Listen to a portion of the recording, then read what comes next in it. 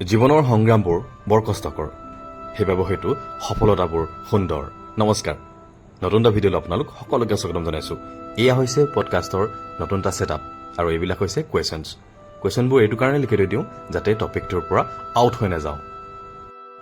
এওঁ হৈছে doctor Nazim Ahmed Saikia sir.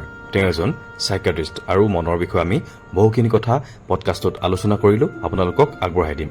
এইটো তেওঁৰ ঘৰ হয়, আমি তেওঁৰ ঘৰতে ছেটআপ এটা বনাই ধুনীয়াকৈ পডকাষ্ট শ্বুট কৰিলোঁ।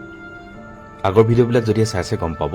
আৰু ধুনীয়াকৈ 1-1.5 ঘণ্টামান আমি পডকাষ্টটো শ্বুট কৰিলোঁ আৰু ইয়াৰ পৰা কাটি কুটি ধুনীয়াকৈ আমি উলিয়াম 1 ঘণ্টাৰ ভিতৰত এটা শ্ব' বনিব। তাৰপিছত একাপ চাহ দিলে মটিচুৰৰ লাড্ডুৰ সৈতে আমি খালোঁ, লগত ভুজিয়া আছিলে। আৰু নতুন এটা ভিডিঅ'ত পুনৰ লগ পাম। আৰু আপোনালোকে ফুল ব্লগবিলাক চাব, মৰম দিব, যদিহে ভাল পায় তেনেহ'লে এটা কমেণ্ট কৰি দিব। নতুন এটা ভিডিঅ'ত পুনৰ লগ পাম। ধন্যবাদ।